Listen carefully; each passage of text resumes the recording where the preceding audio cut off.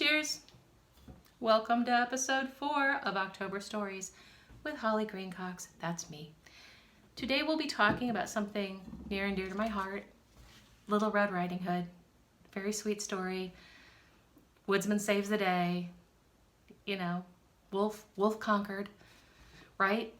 Oh, okay, well that's one version. All right, so as we do in October Stories, there will be two parts. One is what we already know, or think we know, and maybe a little deep dive on some things we don't know about Little Red Riding Hood. And we follow it up with an original poem that either fills a gap, recaptures that trope, and puts a little spin on it. Okay? I should let you know there are 58 different versions globally of Little Red Riding Hood. And there are 72 variable endings. So today I'm going to give you number 73. Okay, we'll start out with what we all know. The Brothers Grimm and Charles Perrault. Charles Perrault was kind of a counterpart to the Brothers Grimm. He was writing mainly in France. They were in Eastern Europe and Germany more. But we're talking 17th century or late 1700s, early 1800s. And these guys were collectors. They may have added their original spins or little gory events to make it more interesting and terrifying for the reader. But they were collectors. None of these stories were right from their imagination. They heard these tales somewhere. So even though we give them tons of credit, it wasn't their story. We can even go back a little further than that. We can go back quite a bit further on this story, actually. So 700 years earlier, this guy, Egbert of Liege,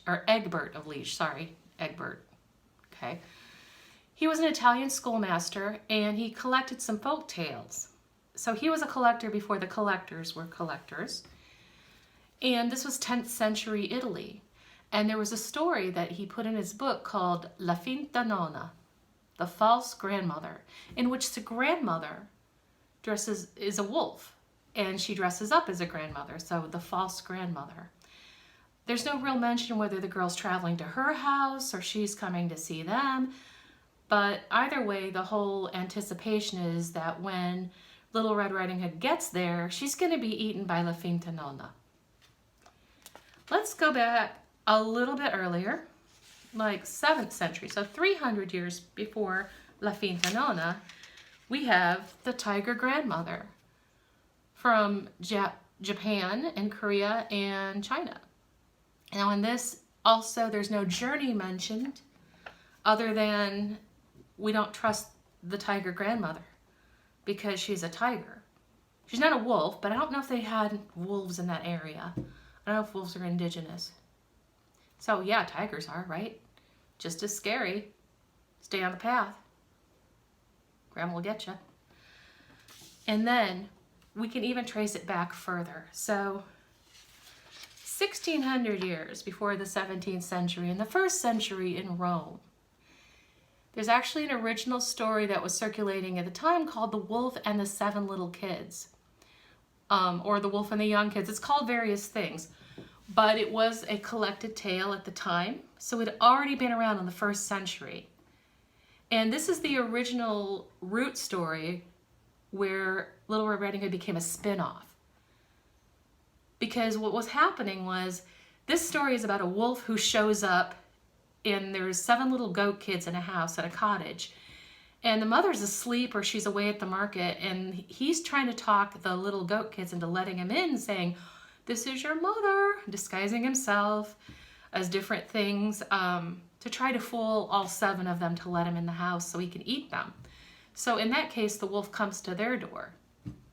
And like I said, 58 different versions, 72 different variable endings. Along with that, if we look globally, in Africa, we have Motikatika and the ogre. So not a wolf, but an ogre, but the same premise. X is trying to fool Y with the intention of eating or devouring Y at the end or somehow harming them. But it's the same notion.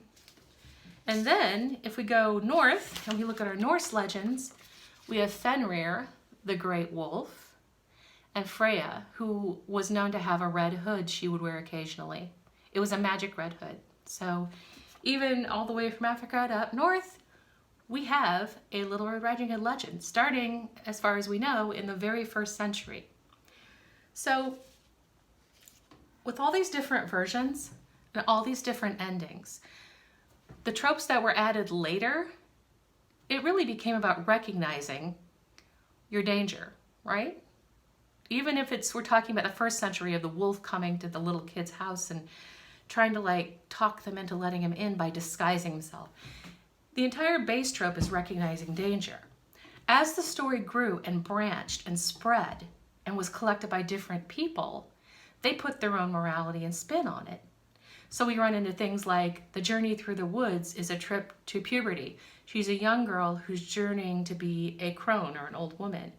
And the woods signify all the challenges and unknowns. And what really is the wolf? Is he just an unknown? Is he the embodiment of danger? Is he someone who makes Red question herself in the process?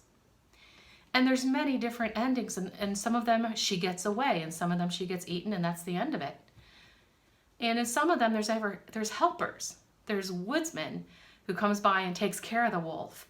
And if the wolf eats her and the woman cuts the wolf open, then it's considered a rebirth. Like, now she's come out the other side of danger. How has it changed her? In some legends, there's a laundress, I don't know why, who makes sheets that she stretches across the lake so Red can run away from the wolf and escape. And when the wolf steps on the sheet, the laundress lets it go. And the only reference I can find to a laundress like that would be the washer at the ford from Gaelic legend, who is the figure of death. And for the wolf, that's very much true.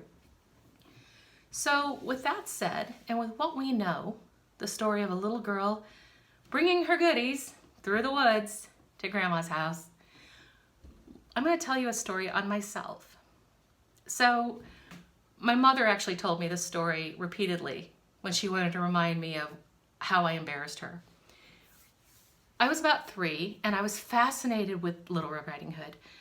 I had the single, back when they had 45 RPM single records, and it was a narrated story by Paul Patterson, who actually did a ton of wonderful fairy tale narrations. The cover of this 45 was a little sleeve it fit into. It showed a little blonde girl, and I was a little blonde girl, hey, traipsing through black trees with a dark, like bluish purple backdrop. And there was no light in those trees, and the trees were very dark, and there was a wolf in the foreground, lying in wait, a black wolf with shifty red eyes. And he was meant to be very sinister, and I was meant to fear him as a little blonde girl, but you know what? I didn't. I really didn't. So in the story, in my short time on the planet, even though I was 3, much of it I was immersed in my own imagination. And I had already discovered that things are not always as they seem, so I decided, to me, wolves are friends. He's not shifty, he needs Visine. So dogs are friends, wolves are friends, forest creatures are friends. So if I'm traveling through that forest, even up here, I'm among pals. I also decided not to be the little blonde girl. I wanted instead to be the wolf, because the wolf is clearly the smartest character in the story. I mean, not only does he pretty much get everything in the goodie basket, but he gets Grandma as a snack. And he might get, Little Red for dinner. I mean, he's thought this out. He knows exactly what to say. So when I was 3, I took on that little, I'm gonna be the wolf, because he's smart. And I traveled on all fours to my neighbor's yard, and I took off all my clothes and my underwear, and I proceeded to do what a wolf would do. And I pooped square in the middle of my neighbor's lawn. My mother charged across the street. She was red-faced, absolutely horrified, and just, why is my child, first of all, naked, and second of all, across the street on the neighbor's lawn? And she's like, Holly, what are you doing? She actually said all 3 of my names, so I knew it. And I said, Mother, I'm a wolf. wolves poop outside. We know this. And I said it very logically, and she couldn't argue. She did inform me that I was in fact not a wolf, though. I needed to put my clothes on and go wash up. She sent me home and she knocked on the neighbor's door and she explained and she apologized. And I also had a visit to my pediatrician to see if there's anything wrong with me. And basically she was told I just have a giant imagination. So, I mean, even now, I love this story and I love the wolf. And he shows up in my dreams, but he's never a threat. He's a guide. He's become a totem to me, an animal spirit that I like to listen to. And wolves care for their own. They mate for life. They take care of their pack. And I've spent much of this life without a pack, and I have one now, and I cherish every day with my husband and my son. So when my husband and I had an art studio, I did a collage for Little Riding Hood, and I'll show you a picture of it. So it's a found object art collage, and like there's eggshells, painted eggshells, peach pits are the birds. Everything that's on there, the nests are milkweed pods that I found on hikes. And then I put in some Goodwill material that I found and some fake fur. And the wolf's eye, you probably can't see it. I'll post a picture of this below. His eye's like an emeraldy kind of orange stone. So if you notice the side the forest the wolf is on has crows and twisted trees. And the side that Red is on is all sunshine and bluebirds and little goodie baskets right around here. And yet their hands are together. The caption, there's like a little calligraphy down here, and it says, although the wolf was very big and very hairy, he did not seem to be all that bad. When I showed this in a gallery, it was among some pieces of artwork. I put a sign by it that says, please touch the wolf and do not be afraid. Because we're told at any art gallery, gosh, just look, don't touch. But he was very soft and velvety. And I wanted to present that side of the wolf, where he's accepting her friendship and he liked to be petted.